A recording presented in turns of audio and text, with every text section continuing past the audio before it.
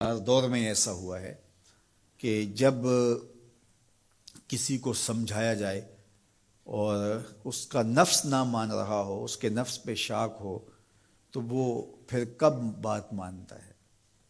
جب میرے حضور نے لوگوں کو سمجھایا کہ تم غلط راہوں پہ ہو تو وہ ماننے کے لیے تیار تھے، لیکن کیا یہ کہہ کے راستہ فرار کا اختیار کیا گیا کہ یہ دور نہیں رہا کہنے کا ٹھیک ہے اپنی مرضی جائیں جہنم میں؟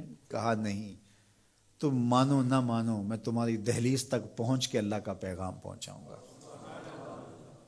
تو کیا آج اگر کوئی بچہ ہمارے پہ ناراض ہو جاتا ہے سختی کرنے کی وجہ سے، تو اس کی ناراضگی کے ڈر کی وجہ سے اس کو ہم نہیں کہیں گے؟ تو ایسا نہیں ہوتا۔ وقتی طور پہ اگر اس کو سمجھ نہیں بھی آ رہی، لیکن ایک وقت آئے گا وہ سمجھے گا کہ میرا خیر خواہ یہ تھا۔ وہ استاد، وہ مربی ہمارے جنہوں نے سختی کی ہمارے اوپر، اور پھر آج ہم کسی منزل پہ اگر پہنچے تو ہم ان کے شکر گزار ہوتے ہیں کہ نہیں ہوتے؟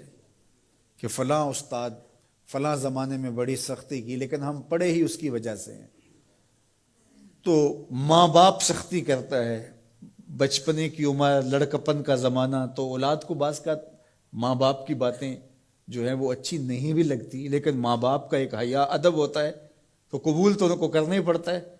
اس وقت وہ کہتے ہیں شاید ماں باپ ہمارے پہ ناجائز سختی کر رہے ہیں، لیکن ایک وقت آتا ہے تو وہ سمجھتے ہیں کہ ہم سنور کے نکھر کے جو معاشرے کا حسن بنے، یہ ماں باپ نے تراشا تھا تو ایسے بنے، پھر وہ ماں باپ کے شکر گزار ہوتے ہیں۔ تو اس لیے آپ کسی سے ہمدردی کریں تو وقتی طور پہ تو اس کو تکلیف ہوگی، لیکن بعد میں آپ کا شکر گزار ہوگا۔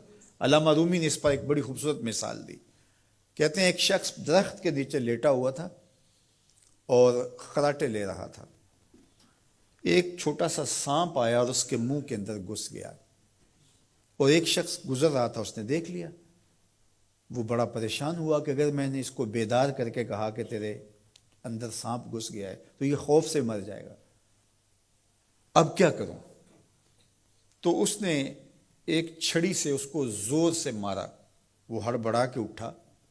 کیا ہوا؟ اس نے ایک اور چھوڑی، اس نے بھاگنا شروع کر دی، وہ بھی اس کے پیچھے بھاگنے لگا۔ اس کی رفتار کم ہونے لگتی تو ایک اور مارتا۔ کیا خدایا کیا مصیبت ہے، میں نے اس کو کیا کہا؟ میں تو آرام سے سویا ہوا تھا درخت کے نیچے، لیکن وہ ایک دم گھبراہٹ کا شکار آگے بھاگتا چلا جاتا ہے۔ آگے کوئی باغ آ گیا تو اس میں فروٹ لٹک رہا تھا، تو کہا کہ کھاؤ۔ عجیب آدمی ہے، مارتا ہے اور کہتا ہے کھاؤ۔ اس نے کھایا، کہا اور کھاؤ۔ اس نے کہا بابا بس میری بس ہو گئی، کہا نہیں اور کھاؤ۔ اس نے اور کھایا۔ ساتھ جو ہے وہ پانی کا کنواں تھا، کہا یہاں سے پانی پیو۔ اس نے تھوڑا سا پانی پیا، اس نے زور سے ڈنڈا مارا، اور پیو۔ اس نے اور پی لیا۔ رومی کہتے ہیں کہ وہ بندہ بڑا حیران کہ عجیب میرا دشمن ہے، کبھی مارتا ہے، کبھی پھل کھلاتا ہے، کبھی پانی پلاتا ہے۔ اس نے کہا میرے سے اور نہیں پیا جاتا۔ اس نے کہا پیتا ہے کہ نہیں، ایک اور چھوڑی۔ تو اس نے اور پانی پی لیا، کہا چلو دوڑو۔ جب بندے نے کچھ کھایا ہو تازہ تازہ اور دوڑے تو پھر جو حالت ہوتی ہے وہ آپ سے مخفی نہیں ہے۔ تو پھر دوڑنے لگا، تو آگے جب گیا تو کوئی ٹھوکر لگ گئی۔ پانی پیا تھا بھرپور اور فروٹ کھایا تھا، اور پہلے بھی دوڑ بھاگ کے آیا تھا، اب بھی دوڑنا شروع کر دیا، اور پیچھے سے جو ہے وہ ہاتھ میں ڈنڈا پکڑا، اور وہ رحم کاری نہیں رہا۔ تھوڑا سا ڈھیلا ہونے لگتا ہے تو زور سے مارتا ہے۔ دوڑتے ہو کہ نہیں دوڑتے؟ تو ٹھوکر لگی، گرا، ساتھ ہی کہہ آئی اور سانپ نکل کے باہر آ گیا، اور وہ لہراتا ہوا جا رہا تھا۔ اس نے اس کو پکڑ کے سینے سے لگا لیا، کہا میں تیرا دشمن نہیں تھا، لیکن تیرا علاج یہی تھا، تو میں نے تجھ کو اتنا مارا ہے، میں تجھ سے معذرت کرتا ہوں۔ اس نے کہا میں تیرے سے معذرت کرتا ہوں جو مجھے تیرے پہ غصہ آتا رہا، اس لیے کہ تو میرا خیر خواہ تھا۔ جب حقیقت سامنے آتی ہے تو پھر پتہ چلتا ہے کہ کون کسی کا خیر خواہ ہے اور کون کسی کا دشمن ہے۔ اس لیے خیر خواہی کے جذبے کے ساتھ، الدین والنصیحہ، دین ہے ہی خیر خواہی۔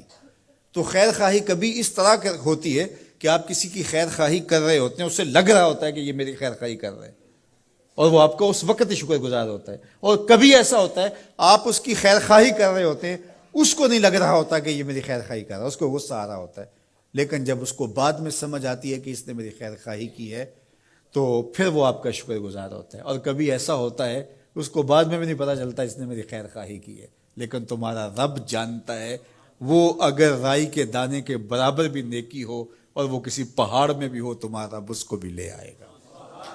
اس لیے لوگوں کے ساتھ حسن سلوک کرو اور نیکی کا حکم دو، لوگوں کی بہتری کا سوچو، تو اس سے تمہارا رب تم سے راضی ہوگا۔